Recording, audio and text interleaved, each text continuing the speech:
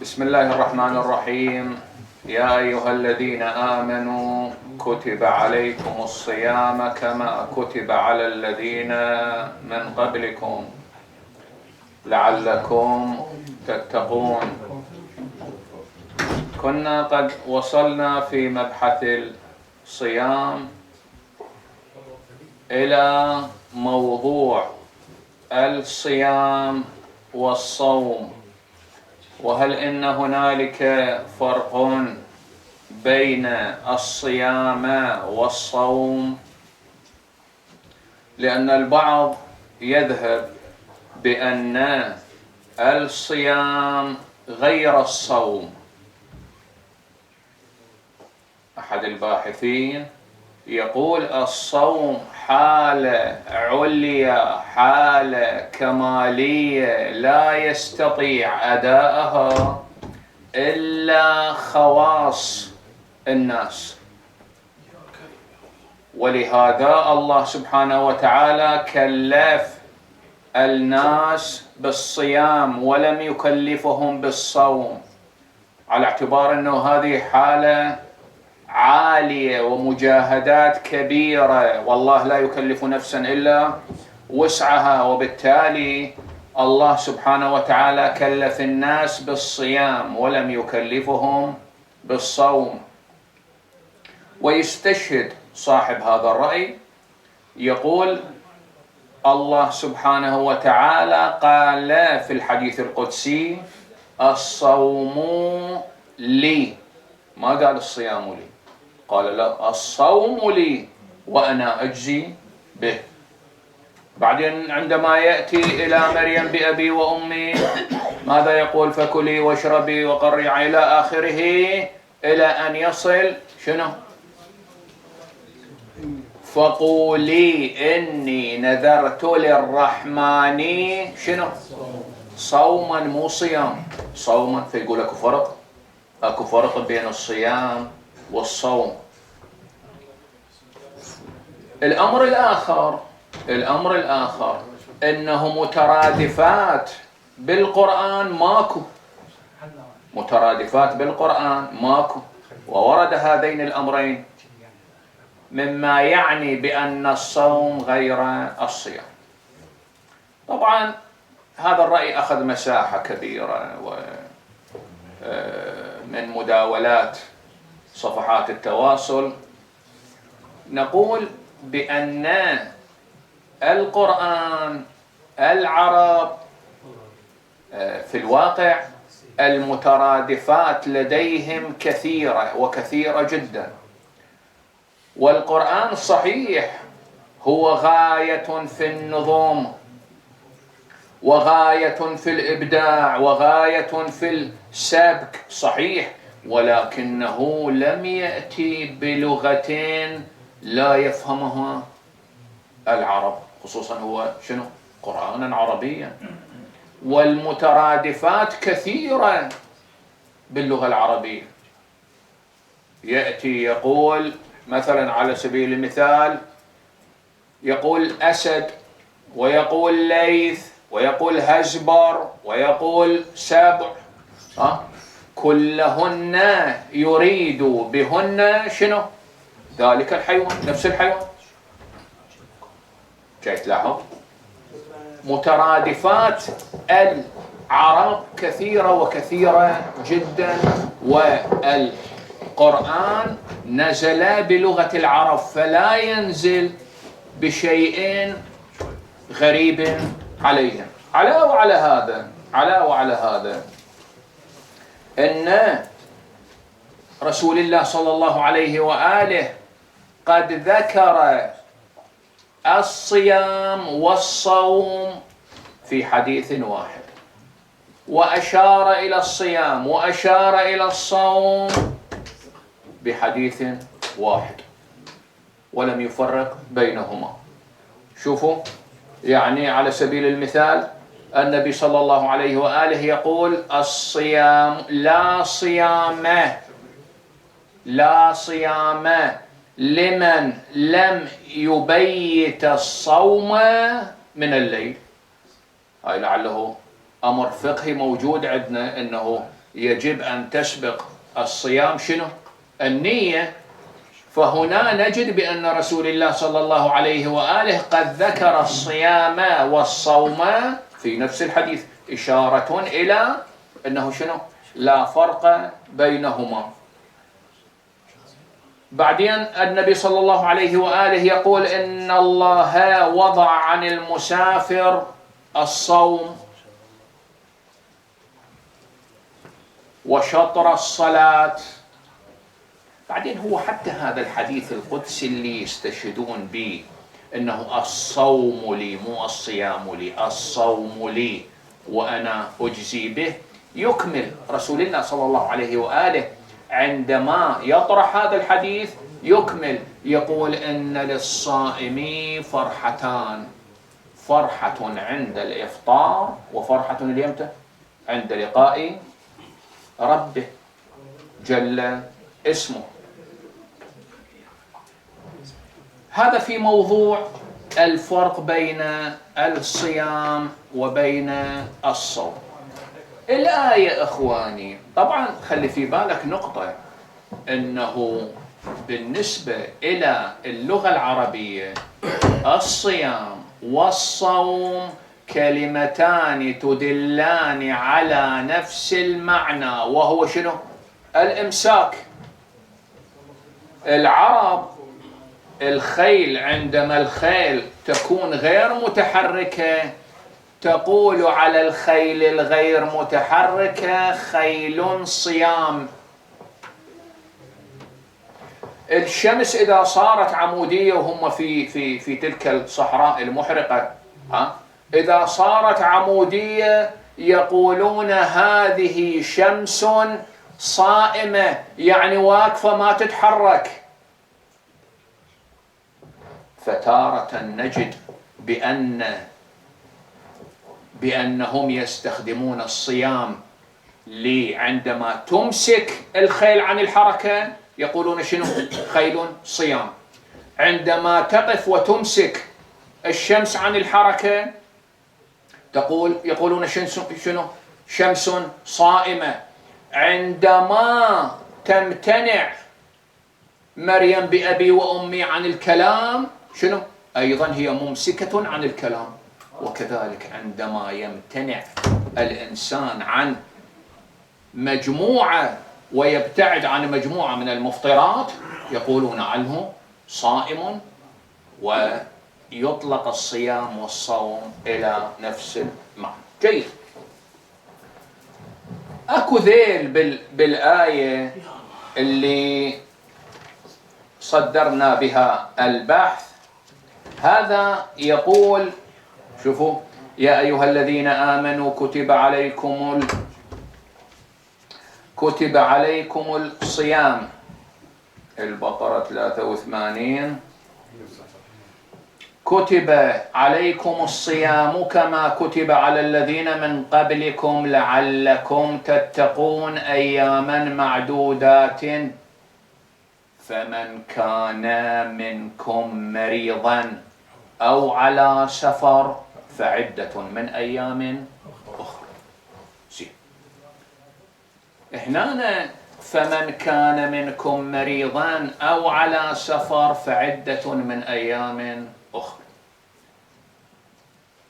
أكو صراع عند الفقهاء بهالمسألة هذه، إنه هذا فعدة من أيام أخر هذه رخصة أم عزيمة؟ يعني إفطار المسافر وإفطار المريض رخصة أم عزيمة؟ شنو معنى رخصة وشنو معنى عزيمة؟ رخصة يعني أنت مرخص في الإفطار ومرخص بعدمه بالصيام. المريض مرخص بالإفطار ومرخص شنو؟ بالصيام. هذا معناها شنو؟ معناها رخصة. العزيمة لا، واجب، لازم، إلزام أكو بالموضوع. أغلب أخوتنا أبناء الجمهور ذهبوا إلى أن المسافر والمريض مرخص في الإفطار أو الصيام، يعني مسموح له يصوم ومسموح له ما يصوم. يابا شنو دليلكم؟ قالوا يابا أولا الآية نازلة في زمن كانت وسائط النقل وسائط جدا صعبة، كانت الشمس حارقة، يعني إذا مشاله فرد كم كيلو، هذا ماي جسمه كله يطرحه. الآن الموضوع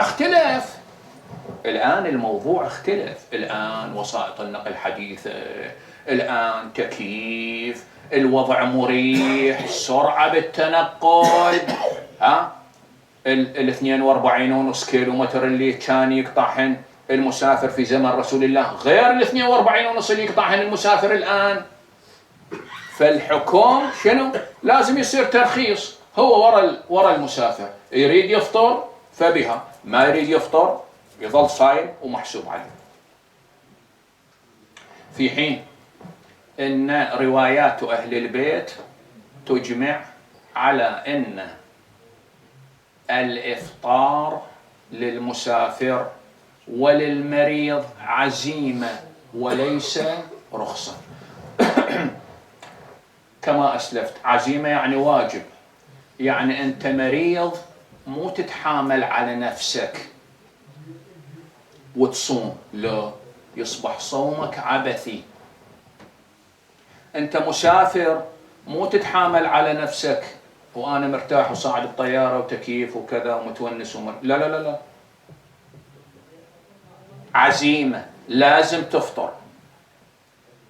جاي تلاحظ؟ طيب من أين جاءنا هذا على روايات أهل البيت؟ من أين جاءنا من الآية نفسها.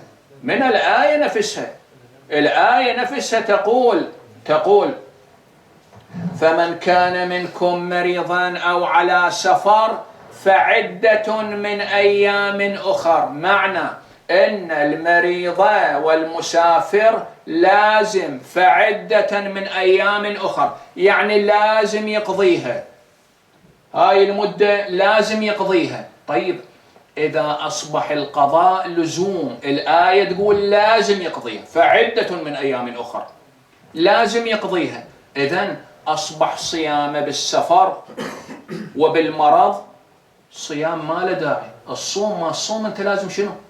لازم تقضيها. فإن صام في سفره فأي معنى للقضاء يكون بعد ذلك؟ بيا معنى يقضي.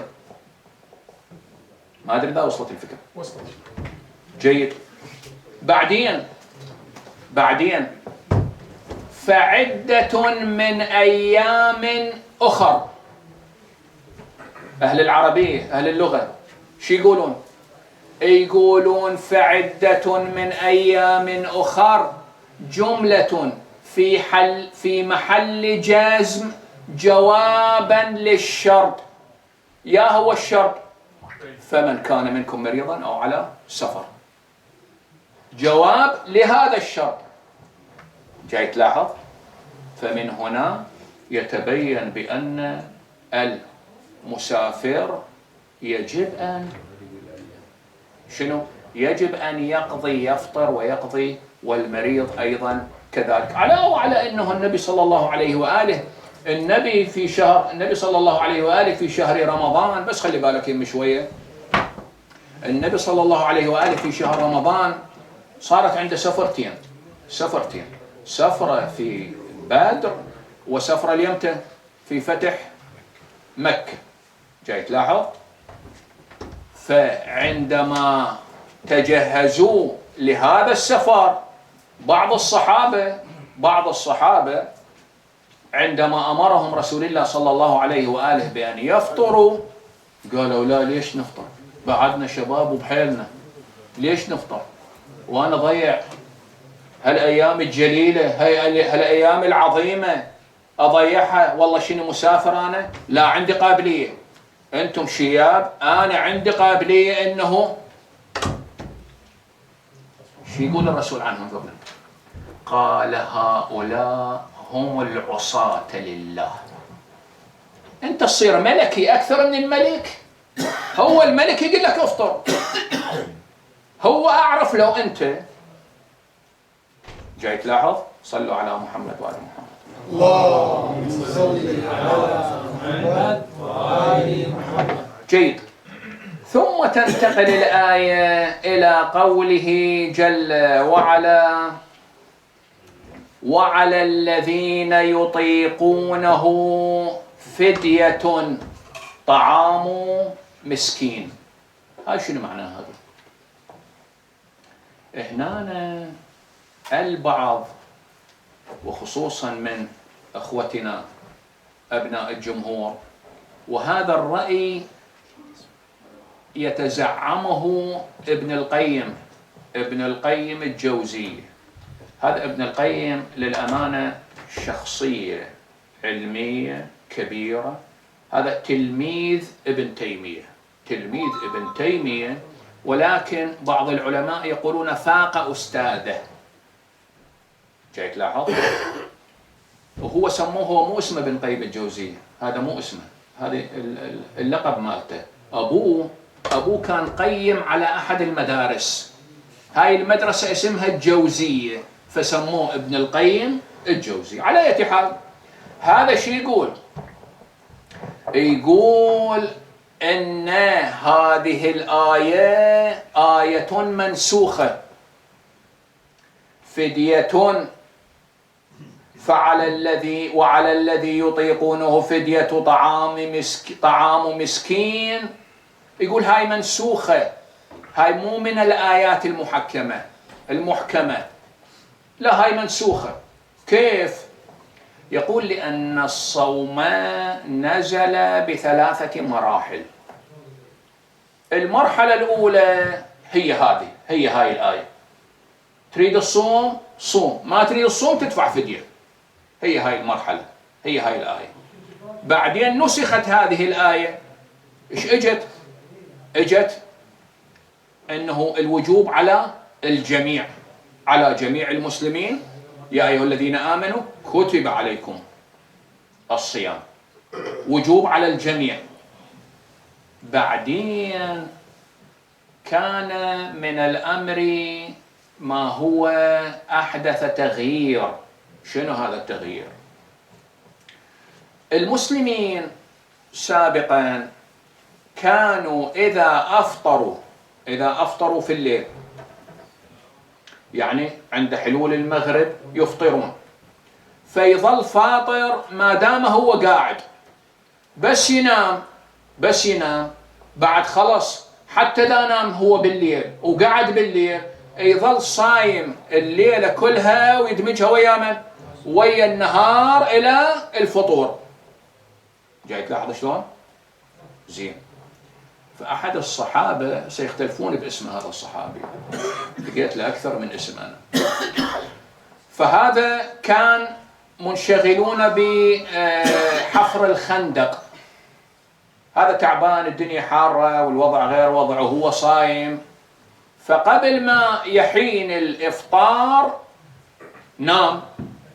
من نام قعدوه اليمتى؟ قعدوه بالليل بعد من قعد كون ما يفطر، ما مسموح له يفطر. جاي تلاحظ؟ فجرها صايم إلى اليوم الثاني هم صبح الصبح هم عندهم حفر خندق، فسقط مخشيا عليه. نقلوا الحادثة إلى النبي صلى الله عليه وآله فتغير الحكم. هذا رأي ابن القيم.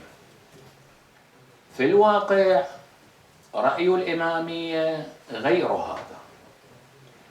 هذه الآية تشير، آية وعلى الذين يطيقونه فدية طعام مسكين، هذه تشير إلى أن هنالك 3 أقسام من الناس ممن يكون الصيام محلا ومحل دائرتهم. 3 أقسام. عندنا مرة يكون بالسفر الإنسان، مرة يكون بالسفر أو بالحضر، ومرة يكون مريض أو صاحي.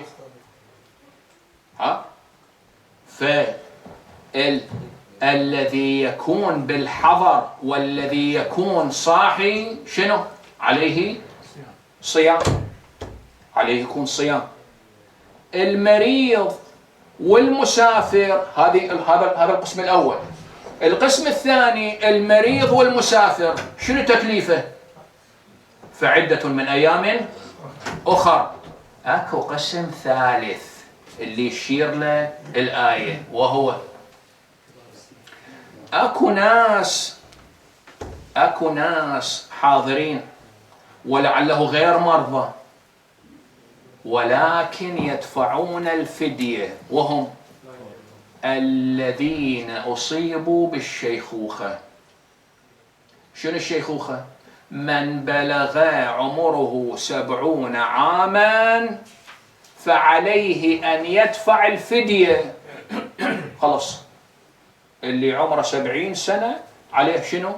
أن يدفع الفدية. هي هاي الإشارة في هذه الآية. زين، يبقى عندنا مصطلح واحد كون نشير إليه، وهو يا أيها الذين آمنوا كتب عليكم الصيام كما كتب على الذين من قبلكم لعلكم تتقون. هاي لعلكم، هاي لعل، هذه كلمة ترجي فيها تردد، وهي تجوز على الجاهل الغير عالم بعواقب الأمور، وحاشا الله أن يكون من هذا الوصف. فما هو التوجيه؟ هذه إخواني لعلكم، هذه لعلكم تخص من؟ تخص الناس، لأن هذا الذي يضمن والذي يسير بأنه قد حسم الأمر، هذا بعد إقدام للعمل ما عنده. الله خلى هذا الترجي حتى يجد الإنسان يظل طول عمره هو يجتهد في سبيل تصويب عمله. يذكر آية لطيفة في هذا المقام. شوف شو يقول، بسم الله الرحمن الرحيم: فقولا له قولا أحسنتم لينا. ليش؟ لعله يتذكر أو يخشى.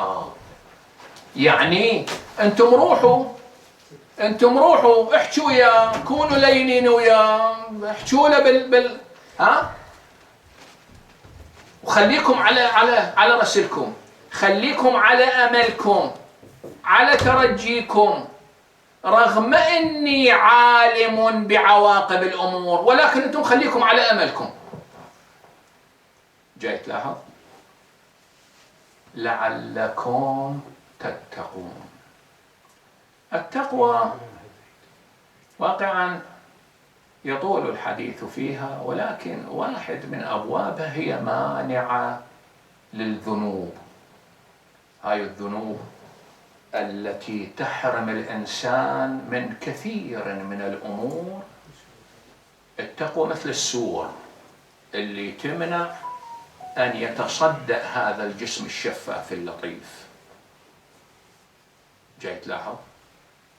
وهي إحساس. ولهذا الرسول صلى الله عليه وآله في خطبة الشعبانية ما مضمونه يقول بأن هذا الشهر شهر كريم عليكم، فعليكم أن شنو؟ تتقمصوا أو تأخذوا كل ما فيه من خير. تارة إخواني الإنسان يحس بالأمر، وهذا الإحساس لعله لا يستطيع الإنسان أن يفسره. شوفوا الآن لو واحد جاني وسألني قال لي أوصف لي مركز الزهراء، راح أقول له مركز السياج مالته كذا، الارتفاع كذا، الطول كذا، صبغة كذا، ما أدري شنو، الباب، الأساسات. وهذه وظيفة المكاتب الهندسية، تعطي الوصف الخارجي للشيء. ولكن إذا جاني واحد وقال لي صف لي اللذة، ما أعرف إلا أمر بها. فالرسول شو يقول؟ يقول تذكروا بجوعكم وعطشكم، شنو؟ جوع وعطش يوم جاي تلاحظ هذا الإحساس الداخلي. اللذة أنا ما أعرفها إلا أدخل بيها، إلا أحس بيها. فعلينا إخواني، أكرر هذا المطلب، هواية نستغل هذا الشهر. هاي الدنيا قصيرة جدا جدا، قصيرة. ينقلون هالشكل عن نوح سلام الله عليه. نوح كما تعلمون عمر لعله 2500 سنة. فنوح من إجا ملك الموت يريد يقبض روحه. إيش قال له نوح؟ قال له تسمح لي أنتقل، هو كان بالشمس، قال له تسمح لي أنتقل إلى الظل؟ قال له إيه تفضل. فانتقل نوح إلى الظل. قال له يا ملك الموت، هسه أنقل مضمون القضية للأمانة، أتعلم طول الحياة وأمدها بالنسبة لي؟ قال له إيش قد؟ قال له كانتقالي من الشمس إلى الظل. هاي خلص. البارحة كنا بالعراق، اجينا الرومانية، راحت السنين، اجت السنين، راح العام، راح كذا، صرنا كذا، ما تدري الموضوع شنو. وباكر عقبة تعض لسانك، شنو اللي قدمته يا بني آدم؟ فأقول الآن ما دام باب المغفرة مفتوح، كون أنا وأمثالي نستغلها، كون أنا وأمثالي نبحث عن كل باب نطرقه من أجل أن نصل إلى الله جل وعلا. وآخر دعوانا أن الحمد لله رب العالمين، والصلاة والسلام على محمد وآله الطيبين الطاهرين. اللهم صل على محمد وآل محمد. أنا اجتزأت من المجلس فتشم دقيقة، بس حبيت أجيب على إشكال طرحه أخي العزيز أبو أمير حول صلاة الليل، فحتى لا يصير التباس على الأخوة. واقعا هو توضيح الواضحات من أعقد المشكلات. أنا بعجالة لأنه هذا أمر واسع وكبير حقيقة، يعني أقول وعلى ما ذكر في القرآن في هذا الباب وهي آيات عدة. هنالك أنا ما راح أذكر الأحاديث، راح أذكر المصدر الذي موجود فيه الحديث، حتى بإمكان الأخوة اللي عندهم إشكال ولطيف من جناب الأخ أن طرح هذا الموضوع حتى يكون على وضوح. أنقل بعض المصادر التي تشير إلى صلاة الليل حقيقة اللي يبحث بهذا الموضوع يجد الخصوصية اللي فيها ما موجودة بأي نافلة. يعني ما أدري هسه أنا قد أكون مغالب الموضوع، ولكن هم سمعت لك بنافلة تقضى النافلة؟ جاي تلاحظ تأكيد كبير، بس صلوها تردون الصبح ما تلحق نايم نعسان ما يخالف قضيها، قبل ما تنام هم صليها، بس تأكيد كبير على هذا الخير الكثير بالواقع. على أي حال أنا أذكر المصادر، والأخوة اللي أكيد ما مستعدين فما دام أكو تسجيل بإمكانهم يراجعون التسجيل ويطلعون الروايات من هذه المصادر اللي ذكرت بالتفصيل هذه الصلاة. وسائل الشيعة للحر العاملي جزء 8 صفحة من 156 لل 162 يتكلم حول هذا الموضوع. بحار الأنوار جزء 87 صفحة 161 وصفحة 123 وصفحة 144 وصفحة 272 تتكلم حول هذا الموضوع. العلامة الحلي في كتابه منتهى المطلب في تحقيق المذهب جزء 4 صفحة 97. الطوسي مصباح المتهجد جزء أول صفحة 152. السبزواري صلاة الليل صفحة 170. بعد الخميني في تحرير الوسيلة الجزء الأول صفحة 160. الخوئي بالمسائل العملية منهاج الصالحين الجزء الأول صفحة 133. السيد السستاني منهاج الصالحين صفحة 166 الجزء الأول. والكثير أحدهم يسأل أمير المؤمنين سلام الله عليه: يا أمير المؤمنين إني قد حرمت الصلاة بالليل، فقال عليه السلام: أنت رجلون شنو؟ قد أحسنتم، قد قيدتك الذنوب. الكثير هنا المشكلة أنه حتى مصادر سنية أنا لقيت مصادر سنية لقيت هذه الإشارة إلى هذه الصلاة. وصية النبي صلى الله عليه وآله لأمير المؤمنين: يا علي عليك بصلاة الليل، عليك بصلاة الليل، عليك بصلاة الليل. والكلام كثير في هذا الموضوع ولكن ما أريد أخذ وقت سادة. أقول قولي هذا وأسأل الله العلي القدير بحرمة محمد وآل محمد أن يوفقنا وإياكم لما يحب ويرضى، ويجعل آخر ما تنطق به ألسنتنا ذكر محمد وآل محمد. اللهم صل على محمد.